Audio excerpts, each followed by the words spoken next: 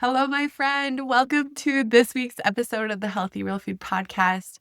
This week, I'm a little under the weather and I didn't record a new episode because I just have been so sick. So I wanted to put something out anyway because I want to be consistent in getting out to you guys every week.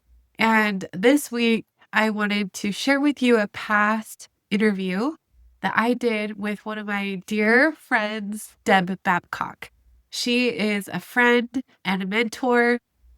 We've been in a mastermind group together. I just love her so much. I've known her for over 4 years now, and she's been a huge influence on me in my healthy real food journey with my sugar and flour free lifestyle. And I really want to invite you to learn from her wisdom. So enjoy this little treasure of this episode that I found from the interview I did with Deb Babcock. This is the Healthy Real Food Podcast. I'm your coach, Erin Hart, a registered nurse and health coach who understands the struggle of feeling out of control around food and has walked the path of transformation, experiencing the miracle of sustainable weight loss with the sugar and flour-free lifestyle. If you are a woman who feels powerless against your cravings and is ready to live your life with more energy, mental clarity, and purpose, there is hope. Here we believe that with God, a mindset of unstoppability, and consistent execution of a winning strategy, anything is possible for you. So if you're ready to find freedom from food addiction, take control of your health, and pursue your dreams with renewed energy, support, and accountability, let's go.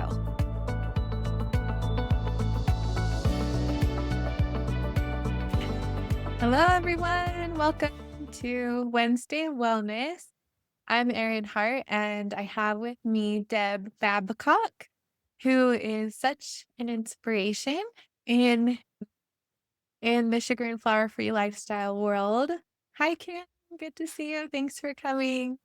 So we're just going to have a conversation with Deb today, and we're grateful for her being here.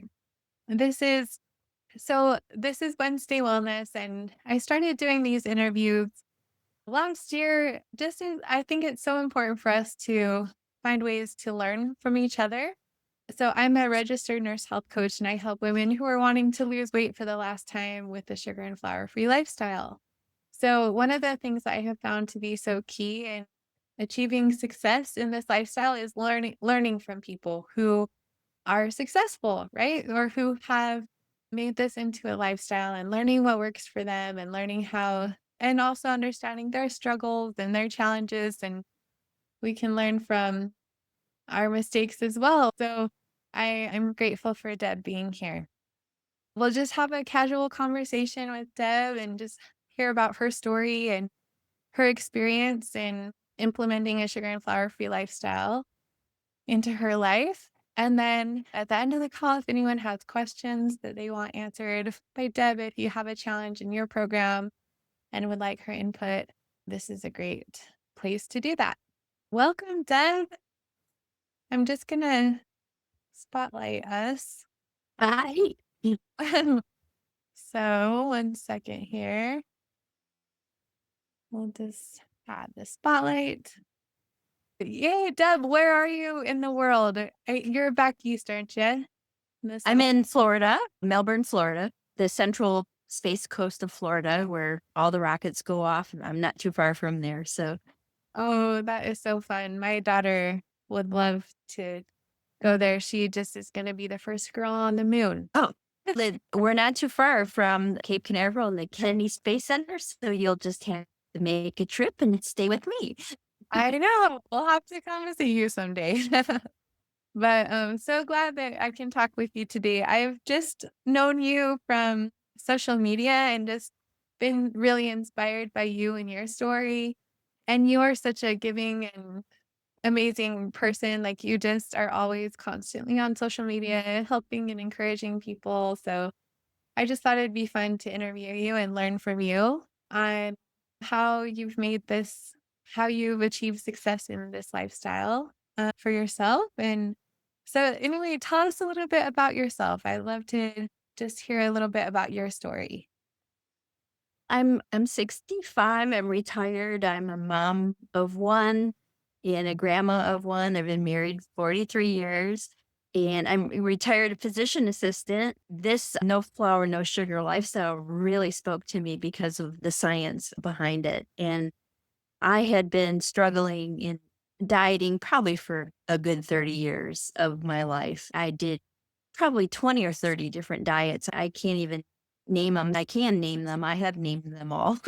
But some of them I even did 2 or 3 times, and it's, why are you going back to something that doesn't work? I was able to achieve a weight loss goal, but I quickly gained it all back. So I haven't really sustained a weight loss until really now. I did, you name it, Weight Watchers, Optavia. I even did a very low calorie hospital based program where it was only 700 calories a day. That was really drastic.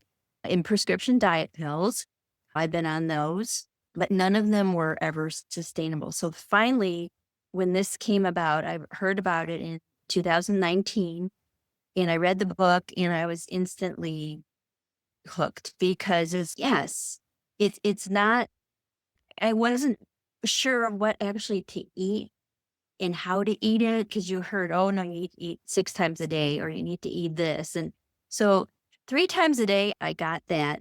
The science behind it is what really sold me. And then no flour, no sugar. At first I thought, wow, okay, but I had been on restrictive diets before. Whole 30, you can't have soy, you can't have dairy. There's lots of things you can't have on that. And some of the other diets that I was on before, you couldn't even eat food. You only had to eat their stuff. You only had one meal a day of real food. So this, wow, I could eat all this food. No flour, no sugar was like nothing really. It's like, I didn't find that restrictive, but to have to do this for the rest of my life, that was a little, oh, this is not a diet. And that's where it turned the corner for me when I knew, but that this is, I have to do something sustainable because nothing that I did before was sustainable. So it had to become a part of me and it did. But the beauty of it is how it works and I knew it was a brain problem. I knew there's something up here and there's something in your heart too, which we'll talk about. But the beauty of this program is just for those that don't know is that it lowers the baseline insulin levels. And therefore, when you do that, it increases your leptin, which is our satiety hormone. And then it also decreases that dopamine stimulation. And dopamine is our reward center where we crave and we urge and we have impulsivity, like we're just like reach for the food without even thinking. This kind of puts all the brakes on that with that dopamine. Instead of going crazy all the time, it reins that in and it's marvelous how the human body is designed by God. And to think of all what we were doing the wrong way, I truly think that this is the way probably God designed us how he wants us to eat. Think of it back in the olden days in the Garden of Eden. Yeah, Eve even had restrictions. She couldn't eat the apple, but we can eat apples and we can eat fruit. And that's what's so great about this. It's everything that I was on before. I it was so restricted, but I can eat all the food groups. It's just a wonderful thing. Yes, I'm so happy. I agree. I love it. And I relate so much to your story, Deb, because I'm a nurse and the science just absolutely is what changed everything for me. Once I understood the science of leptin resistance and the dopamine and it just helped me, it just something's switched in me. Oh, it just makes so much sense. And you don't have to starve yourself to lose weight. You can eat an abundance of whole real food the way that God made it. And I love that like what you said that it is we just eat the food the way that God made it. It's not man-made or processed or it's just healthy real food.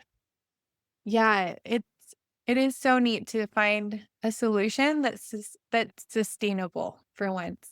I think so many of us relate to being on that dieting roller coaster, and it's exhausting. And it's discouraging and overwhelming to try to navigate this world of all the different dieting plans out there. But I love this sugar and flour free lifestyle. It's just so healthy and you eat every food group. And so tell us a little bit about what your life looked like before that you started and then the difference of how your life has changed. I'd love to hear your take on that. Yeah, before food was my drug. It was my drug of choice. It was my comfort when anything was going sad or bad or celebratory or anything. Food was always a part of my life. It was always, even in my family. My grandma she was Polish, and I came from French Canadian. My dad was French Canadian, and just like all the food in just but everything revolved around food, and food was love. And my parents were from the Depression, so you would never ever waste any food, or it was always the clean plate club. So food was just such a big part of me. And I grew up in a house of self-made chefs. We were always in the kitchen cooking, and everything revolved around food. But where I got into trouble was my relationship with food. Yes, I love food, but I used it too much as a to comfort. And I've had some very sad moments in my life. I had a period of 5 or 6 years where I had several dogs die. My mom died, my brother died, my other brother died, and my father finally died, all within a period of 5 years. I have one brother left of the family of four that I grew up with, but it was just a snowball. And I used that food is a drug, and that my highest weight ever was I topped out at 238 pounds. I'm 5'9", and the pain that I had from all that, the joint pain, I ruined my knee. Our bodies also weren't designed to have that weight. Your knee feels 4 times its body weight. So I was walking around with 950 pounds of pressure on my knee, and that gave out. So I needed a knee replacement. So what kind of got me stirred was I need to lose 50 pounds in order to prepare for this surgery. So that was my initial why. Like, why are you doing this? I'm sick and tired of being sick and tired. And I knew I needed to get fit for this surgery. So I lost 20 pounds before on another plan. And I knew I wasn't going to get to the 50 on this plan. And then I heard about Breitling eating, and I said, okay, this is going to take me there. So I lost the other 30 in time, and I had my knee replacement surgery in July of 2020. And I was doing really well after. Physical therapy was very difficult, but I was able to go on some awesome hikes and stuff. I still had a little bit more of a ways to go. But 9 months into this lifestyle, I tanked and I went into the ditch. And so I haven't been perfect. My weight loss has been not very fast, but I went into the ditch, and I think it was the post event collapse syndrome. And that's a real thing. And I know you talk about this, Erin. And it's when something big happens, a big life event like a wedding, or it could be something happy or whatever, but I had surgery. That was big. And then I had physical therapy for 2 months, and that was, like, intense. And then I went on this awesome hike that I thought, "Oh, finally I could do it." And then it's like, "Oh, okay." And it just all caught up with me, and I couldn't. It's like, "I'm done. I can't do this anymore." And I was in the ditch for about 3 months, and I gained, like, 30 pounds of that 50 that I lost. So in January of 2021, I got back in to the program and have never looked back. And what I found out in the ditch is what I didn't do is I didn't do the inner work. And that's what got me into trouble. I don't want to say I was a little too cocky, but you think it was like, my gosh, it's a plan, it's a food plan, I'm doing it fine. But I never really realized about post-event collapse syndrome, or if that was even a thing, or how that can affect you and just sneak up on you, and boom, it could be it's gone. And I was in the ditch. So the ditch, I'm grateful for that. We got to be grateful for our scars. And I'm grateful that it happened, because had that not happened, it wouldn't have launched me into my second why, my very deep why, which was the pain that I had when I went back into the sugar and flour. It was so intense. And who knew that sugar would light your joints on fire? Who knew? And it really scared me, because I was in such pain that I had a couple of narcotic pills left over from that post-surgical pain that they give you. And I had to take a narcotic to get through the night. And that scared the scared the crap out of me. Who does that? And me as a PA, so this is how addiction starts. I was scared of those pills. I needed it. I treated them with reverence, and I needed it when I needed them for my surgery. But to take it because my joints were hurting because I ate too much sugar, or I thought something else was wrong with me, no, it was the sugar. So I needed to do the inner work. So I did that, and then I've never looked back. And it took me probably another year. So that brings me to February of 2022, when I finally lost all my weight, and I'm 78 pounds down. So I had lost about 50 or so, 58 with no flour, no sugar. And then the other 20 was from that other program. But I'm 78 pounds lighter, and I've kept it off for a whole year. Wow, it's so Yeah. amazing. It's seriously such a miracle. And Yes. your story is so inspiring, because I love that you're just so willing to be vulnerable and share your struggles as well. Because I think that's most of our experience, right? Is that no one has a straight line to success. And if we have, I think we all have the tendency to want to be perfect and have this, but it just doesn't work out that way sometimes. We're human, we make mistakes. But like you said, I feel like our mistakes are just such a great way to learn and strengthen our program going forward, that we're stronger Yeah. I by never, learning those lessons the hard way. yeah. In my line of work, if you make a mistake, you can, in yours too, you could kill somebody. Yeah. We have to be perfect. Medical professionals are terrible when it comes to doing things for themselves, because we are so worried about making a mistake. My God, you can kill somebody. I was killing myself Mm. slowly.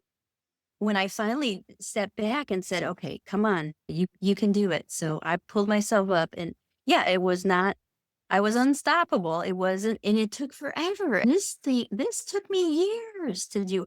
Girl, you lost all your weight in a year. I'm just in awe of you, Erin, how you were able to lose your weight.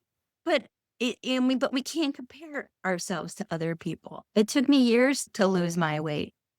So that's okay.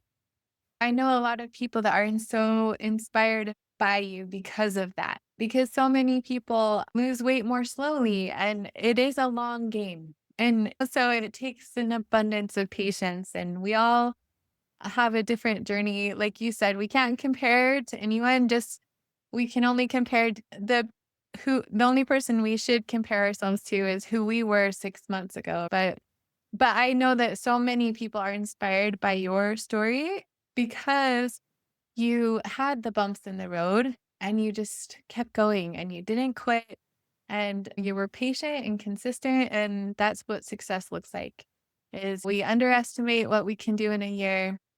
Or sorry, a lot of times we overestimate what we can do in a year, but we underestimate what we can do in 5 or 10 years. Our lives can look completely different. And I appreciate you sharing your struggle and being in the ditch, because there are important lessons to be learned, and it's not always a straight line to success. I know I've had a lot of bumps in the road too, and struggles with binging occasionally, and quantities has been my struggle, and overcoming emotional eating. And I still sometimes struggle with that. And so I would love to just hear, what are your tips for someone who is in the ditch, or who is struggling with a particular part of their program? Like, how did you overcome those 3 months? Like, how did you get back on track?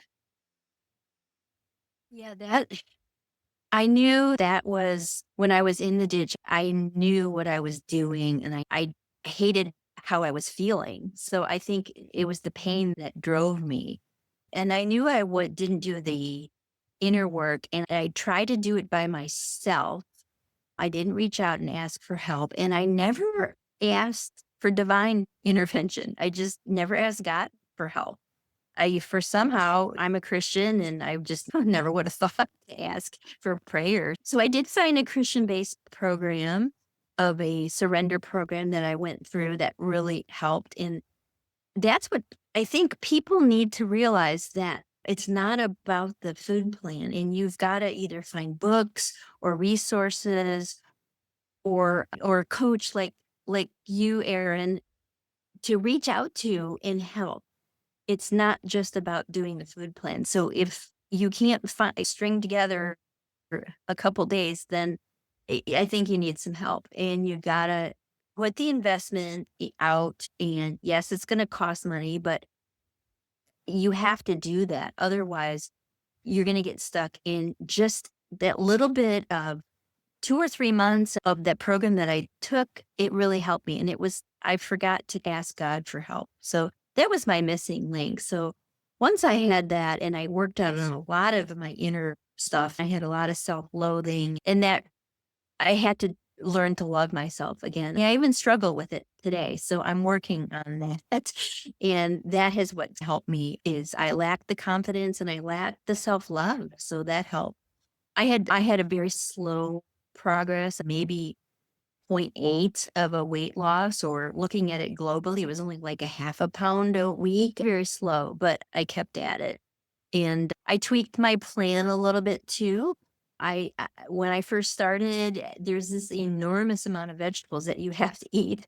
And I, right at the get go, I can't do this. I just can't.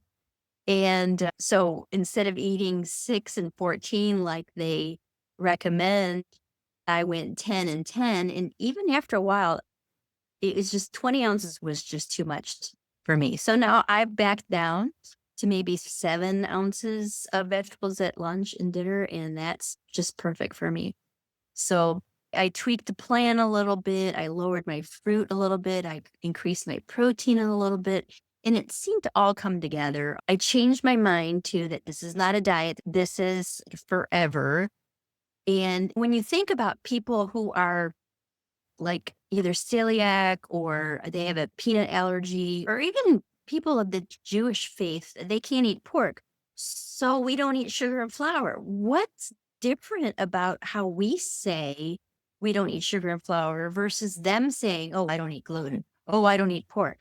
Do people look at them and say, oh, they Yes. don't. They have drawn that line in the sand. They have made that boundary and they don't cross it. Because what happens? What happens when someone who's celiac eats gluten? They are having a hard time in the toilet and they don't want to go there. What happens when someone eats a peanut with a peanut allergy? They're going to the ER. They could die.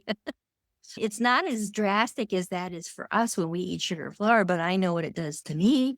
And it causes me to want to eat more and more.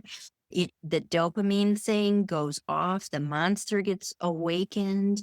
In the pain, I just had such severe joint pain. It's just a way you think about it in your identity. I like to say I'm a no flogitarian, just like a vegetarian. They don't eat meat. I don't eat flour and sugar. And I am not ashamed or afraid to say that to people or when I'm out. So no, it's who I am. I don't do that. And I don't take offense to it because no one's pointing the finger at those other people. No one's doing that. Oh, you have gluten allergy? Oh, isn't that? Oh, Yes. so this is I love that. I love how how I you have made it part of your identity. And I think that is so key, like in long-term behavioral change, is it's not, like you said, it can't but just be the physical weight loss. I think that's why a lot of people regain their weight after they end up losing all the weight, is because they, like you said, haven't done that inner work. And I'm sure you can relate, but like for me, in my experience, like my weight loss was so dramatic, but physically. But just as dramatic was the mental and emotional and spiritual transformation that happened as well. And our bodies are just so connected with our spirits and our minds and our hearts. And we have to do that inner work and not only change our habits around our food and our body, but also become changing our habits with just so that we can progress spiritually and mentally, focusing on our mental and emotional health as well. I love what you said about making it part of your identity. It's just so key. And what you said about making God part of your program, that was a key that I was missing for so many years. I never thought to pray and ask God for help and strength. But once I started doing that like consistently every night and just asking and pleading like for help and achieving this goal in my life, I received that strength from God, and so that was such an eye-opening thing, and I love that was part of your experience too. So Yeah, it was the surrender. It's just surrender doesn't mean giving up or waving a flag and saying, I quit. It means, no, here I am. Come fill me and help me and guide me. I lay it at the feet of Christ. And that that's we just forget that we can tap into that strength. So as Christians, we can do that. And God gives us the power and the authority to do that. And the devil is always that little voice in our head saying, oh, you need that, or you're ugly, or you still have a fat butt, or you whatever. And it's get out of there. You just slap him off that you're right, right. and you have the power. We have the power. The Bible says we have the power to stamp out scorpions, and we just forget to tap into that. Yeah, it's a daily thing, a daily surrender. I love that. I love that word because a lot of times I think we resist wanting to surrender to this as a lifestyle, but we have to ditch the diet mentality and really embrace Yes. the identity and trust in God and trust in the program and just consistently execute it. And we can see just such an extraordinary transformation. So I would love to ask you, so you did transition to maintenance, and Yeah. so how is your life different now? You talked about being in so much pain and when you started, and tell us a little bit about what life is like for you in maintenance. It's surreal. It's like the most wonderful thing in the world.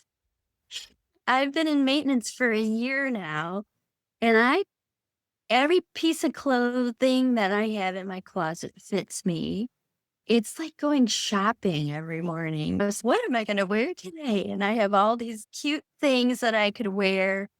And I have not gone above my goal range. And that's a thing that I always like to say is don't have one goal number, Yeah. have a range of 5 pounds, because you eat something with soy sauce and you're going to gain 2 pounds the next day. Did you gain weight? No, it's the soy sauce. You need to have that. This is a range of 5 pounds, and I have not gone above that range in a whole year. And I've been living this way. And I look at the things that I eat, and this is like what a normal person would eat. This is no different from anybody. I had some potatoes with my dinner the other day, and I had green beans, and everything is almost like what I used to eat. There's such freedom too. I don't like just going shopping at 10:30 in the morning and driving around and seeing whatever fast food. Normally, if I was shopping, oh, I'm going to have to stop for something, or I need to go through that drive through. So the freedom that you have is, it's so wonderful. You just like, I don't need to stop. It's not time to eat. Or driving long distances. We go up to the mountains a lot in North Carolina, and it's a 10-hour drive. And normally you'd see all the billboards and, oh, we got to stop through there and get that. No, once you eat, you're done. It's the freedom that you have. Yeah, my life is just, I don't know. I'm walking like on a cloud. I am cloud nine. I feel so much better All of my joint pain is gone. I have written down, I think people know that I have written down 105 non-scale victories. I And it keeps mean, not, growing all the time. I love your number just keeps growing. yeah, I think I had 88. Look at all these. Look at this. Pages and pages of non-scale victories that I never in a million years would even think that they were a thing. Yeah. Oh, I love that. What are some of the surprising or what are some of your favorite non-scale victories? I'm curious.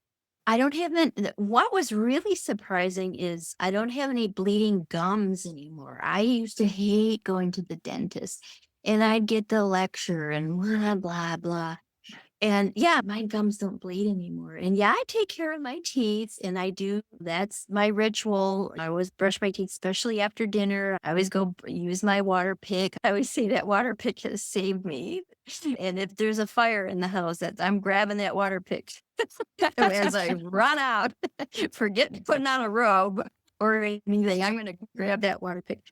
But yeah, so that may be part of it, but no more bleeding gums. And I don't have to wear Spanx or those undergarments that kind of suck you in. I don't have to do that anymore. And of course, my joint pain is great. I don't feel that skin is better. I used to have real terrible rosacea and pimples and things. I don't have that anymore.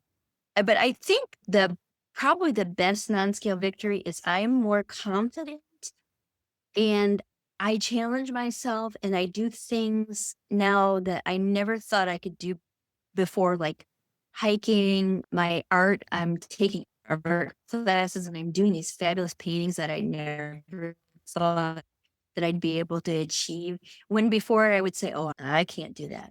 And I went back to start to take yoga. I hadn't taken a yoga class in 8 years. I'm back doing that. But I feel like I can handle anything that comes my way. And I know that I'm not going to turn to food for comfort too. That's a big non-scale victory because I've had some stress. We all have in our life. We all have a thing. We all have a family member that's a little off. But and no one has a perfect family member. No one has a perfect family, even though it may seem like that. But there seems like there's always issues and somebody's got something. But what do you do about it? And I don't turn to food anymore. It's just, I don't go there.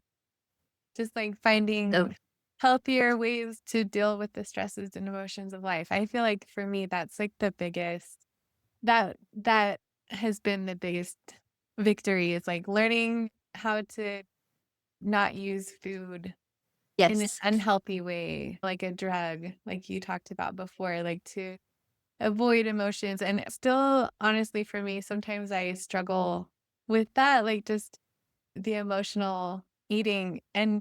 But looking back from where I started, I just have come so far. But I would love, so when was it that you really started to experience that like freedom from that emotional eating and not using food like as a drug anymore?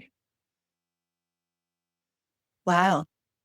I maybe a year into it, maybe I'd say it took a while. I didn't, the food itself, I wasn't drawn to it. Like I would be able to, we had some contractors over the house and I would make them all sorts of stuff and desserts and never even phased me. And I make it for my husband and it wasn't drawn to me. I didn't feel a draw to it, but to really feel settled, it takes a while, I think. It's different for everybody.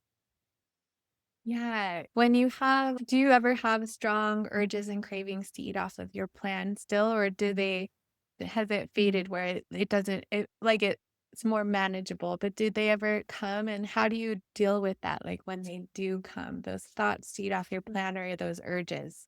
No, I don't think I've never had, when I was in the ditch, I was pretty bad eating stuff all the time, but I haven't had, I've had on occasion where I took a bite of this or that, because I wanted to.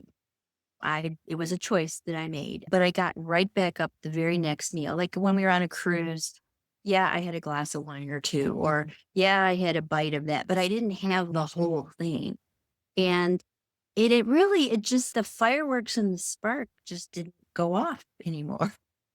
It just didn't. That movie, that Disney movie Ratatouille, that little rat, how all the fireworks went off of his head.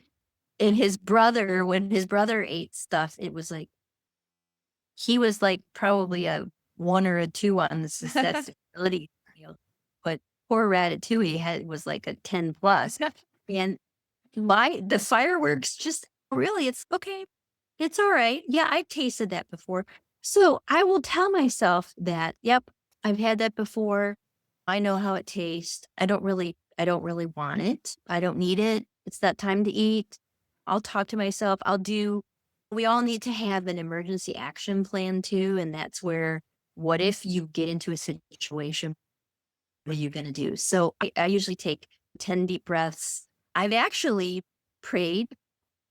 Literally, this happened. We were driving down the road, and there's this place that's been there for 58 years, and it serves the wonderful thing that we would always, the car would just be a magnetic pull in there. And every time we drove by, I would go there, and I just said, okay, I know I'm going to drive by. And I just said to Jesus, please take this craving away from me. Just please take this craving away from me. And I said it over. And before I knew it, I was driving right by. My husband was driving, so I didn't close my eyes when I was praying in the car. But if you are driving, you have to come up with a plan. And you can also come up with a scenario. There's a game that you can play with yourself of write down 5 or 6 different scenarios. And what would you do if that happens? So, okay, I know there's going to be an upcoming bridal shower. What am I going to do when they bring out the cake? So you already play it in your mind. That's how it's going to happen. So you don't get caught off guard, because things like that are going to happen. And we did go to a big 4th of July party last year. And of course, a big spread of food. And I asked the hostess, I said, let me do some cleanup. I got myself busy. And when you're busy, then you're not eating. Oh, Be of service. And she was like, fine. And I knew she was struggling. She was doing like everything. No one was helping her. So I started clearing up dishes. I was filling people's drinks. I was taking stuff out of the oven. I was just like the hired help without I being. love that. Yeah, Deb, such good tips, because I think that the weight loss, like that is so exciting and amazing. But I think really just the goal is also just peace with our food and freedom from cravings. And I love to hear like your experience with just living with so much peace with your food and your body and freedom from cravings. That is so beautiful. And I love seeing all of your adventures and your painting. And This is my latest painting. I'm working on it. It's yay. a tile, Oh, wow, that is and then gorgeous. I'm taking an art class. Yeah, it's so fun when our brains are So I'm going to be freed up finishing on Friday. yeah, when our brains are like freed up from the food thoughts and food obsession, we just have so much more space for that self-actualization. And that's what life is all about. We don't want to be obsessed with food and thinking about that all the time. We want to go and live our lives. I really think that our lives have purpose and meaning, and that we're put on earth for a reason. So like having a deep reason why is so important to just help you to do what you really are meant to do in this life. And so I love seeing all of your adventures, and it's just so inspiring. So Yeah. if you had any advice for someone who's just starting a sugar and flour free lifestyle, what tips would you give them for success? You surrender to God if you're a Christian, of course, but surrender to the plan and just follow the plan and commit to it. The bottom line also is you have to know your why. And and I've heard people say it's got to be a why to make it that makes you cry. What is and you talk about this too, your deep why in the seven layers exercise that you do by Dean Graciosi. That's why you're so great, Erin. More of this stuff than me. And another tip would be to seek help, like professional help, like Erin. Erin's got like her PhD in coaching. No, She is, you have but to you have done such extensive work, though. And that's if you're struggling and can't get it together, then seek out people. And that's what Erin's for. She's there for you. And you still do free sessions once in a while, still? yeah, free coaching calls. So if someone in yeah, thanks for saying that, Deb, because that's why I became a coach was because I just knew for me like how important connection was and connection with people who have done what you're trying to do and who have been successful at it, but also a connection with a group of people who are going through it together. And it's so key. And I love that. And it's just we don't have to do this alone. I feel like No. if we can have support and guidance and accountability, it makes it so much easier and faster and way more fun. But I love the tips that you gave, and that's why I love doing these interviews and learning from people like you is because you've been successful at it and learning what works, like what helped you, and I think is so valuable. And I appreciate Yeah, you. I had to find another why, because when I had my first why, it was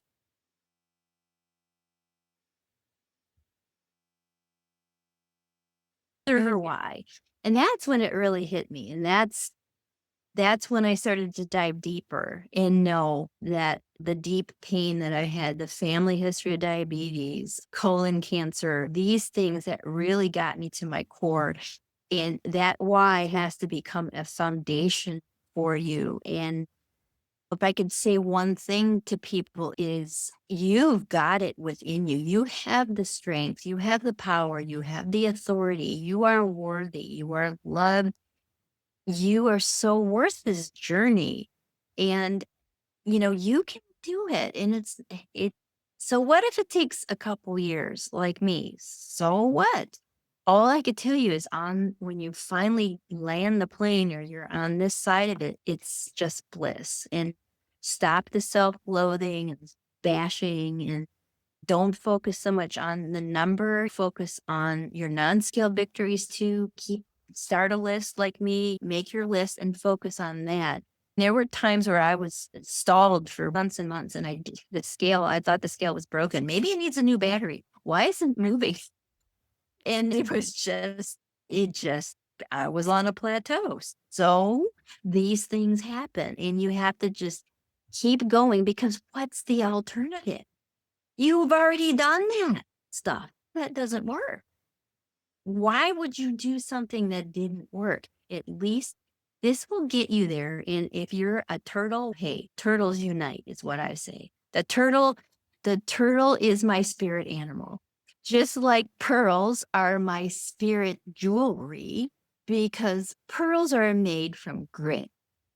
And if you don't have grit, you don't have a pearl. So that's my spirit jewelry, or pearls, because when you get just down and dirty and you've been through rock bottom, and slowly you will rise above and become a pearl.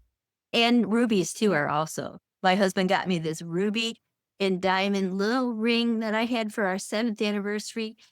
And I couldn't wear this because it was so tiny. And finally, I get to wear this. And this reminds me, too, that I am more precious than rubies.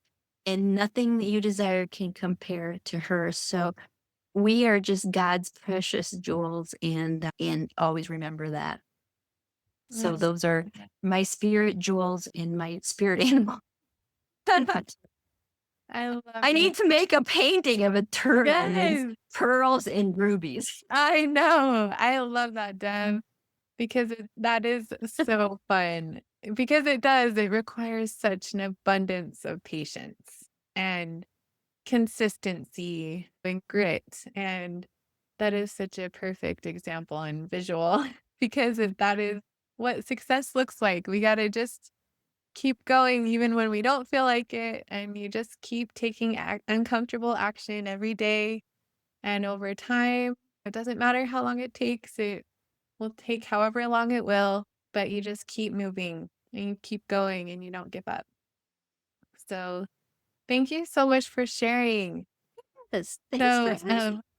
I would just wanted if anyone has questions for Deb, feel free to raise your hand or put it in the chat. We'll just open it up if anyone wants to share like their takeaway from what Deb has shared, or if anyone has a question from their own program that they'd like some feedback from Deb, feel free to answer that now. But I really love, Deb, your non-scale victories. I think it's so important to write those down and to keep Yes. that long list. Because when you get discouraged and when it feels hard, you can go back and see like how far you've come and just all the benefits of keeping going. So, yes. Let's see. Wendy, yeah, did you want to go ahead and unmute yourself? And My question is, do you have a 2-week menu that you printed up that you can share with people of what to eat for breakfast, lunch, and dinner?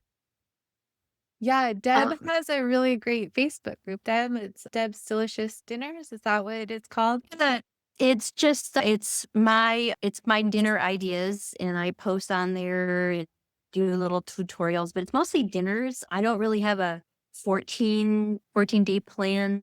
I have I have my go-to meals that I like, and I tend to do them a lot. Like breakfast, I love my yogurt bowl. It's about 5 ounces of yogurt because I'm in maintenance, so I have a little bit more yogurt and about an ounce and a half of Fiber One cereal and maybe about an ounce of nuts and an ounce of peanut butter and about 4 or 5 ounces of fruit. So that's my yogurt bowl, and I have that. So I've eaten that from the beginning, and I love that. Now that I'm making my own yogurt, it's just even more yummy. So I love that. And yeah, I'll do one of the bakes. I like pina colada cake by Lori Lundgren, and I like the where you take 1 egg, 4 ounces of rice, and an ounce of cheese. You mix all that together and then put it in a frying pan. And I like that. I had that this morning. So I rotate my breakfast like that. I'm not much of a cereal person, and I don't eat a lot of yogurt, a lot of cereal so much, or oatmeal. I will on occasion. Luncheons, I usually a big salad at lunch, like taco salad, hamburger, Big Mac salad. I love the cauliflower thins. I'll make sandwiches out of that. But usually I tend to have a lot of my salads at lunch. And I have 10 different lunches that I love to have, and I've written them all down. And if what am I going to eat? I just have them all written on a little recipe card, and I just pull that card out and just pick one. And I also I write all of my meals. I did this from the beginning is I just made like a spreadsheet of breakfast, lunch, dinner, just made a spreadsheet and then I fill out all 21 boxes on a Saturday. I fill out all my meals. And yeah, like for dinner, I usually have fish once or twice a week, maybe a pork tenderloin. I love Mexican food, so that's always in there. Mexican or Italian night too. So yeah, there's just so much. I'm a person that has to eat something different every day. I don't eat the same meal, and I like to keep things stocked in my freezer, the ground beef, and then I just assemble everything all at the last minute. So I don't necessarily follow this to a key, but I do fill it all around, and Yeah, at I least it's love there. that. At least it's there. And then if I decide I don't want to eat that, then I don't eat that. But yeah, I love so that layout. Like, I think planning and meal preparation is just for sure key to success.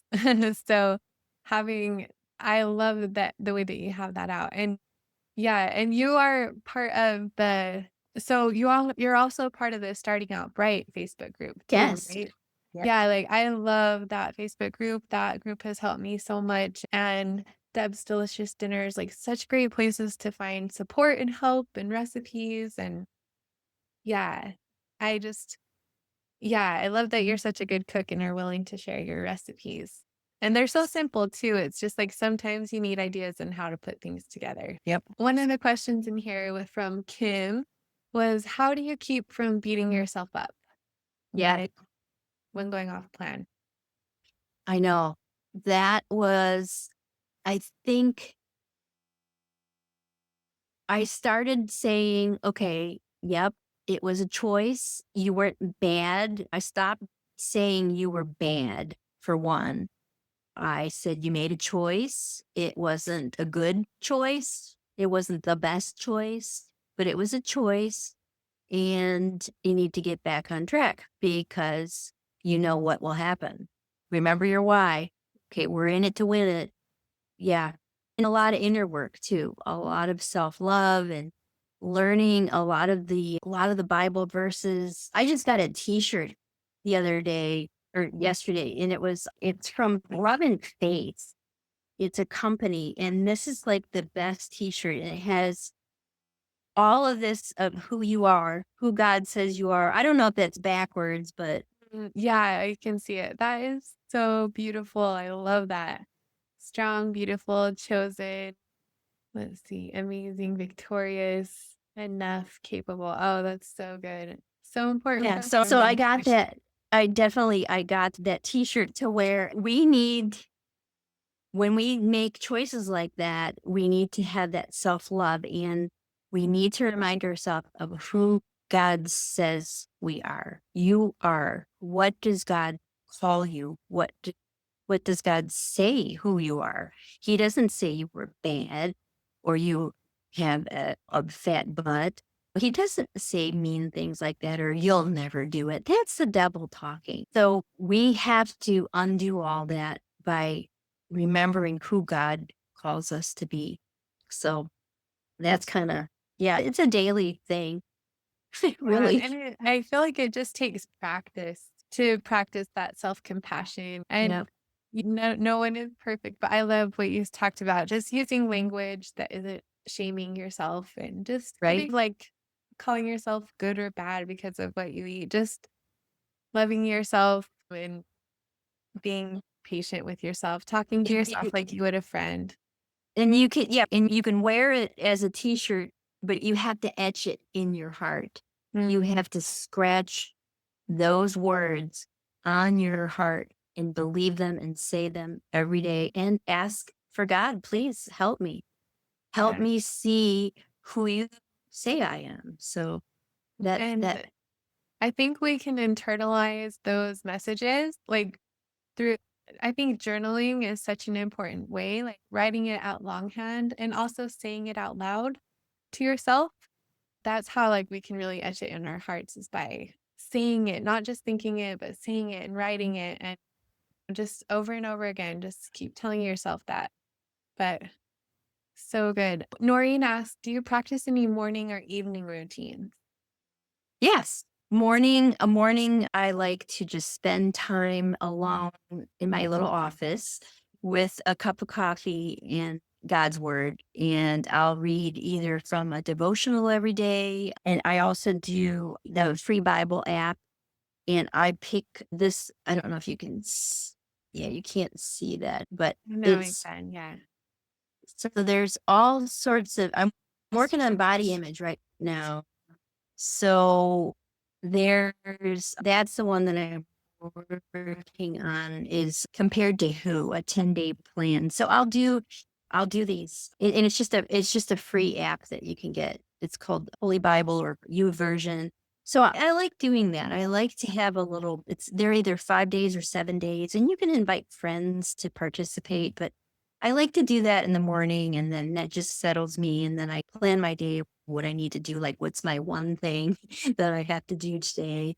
And I have my week planned out now that I'm doing yoga now on Mondays. And I do Tuesdays, I do volunteer at hospice. I take my dog with me and we go see the patients at the hospice center down the road as a way to give back. I got my art class that I do. So even though I'm retired, I'm filling my, Busy, yeah.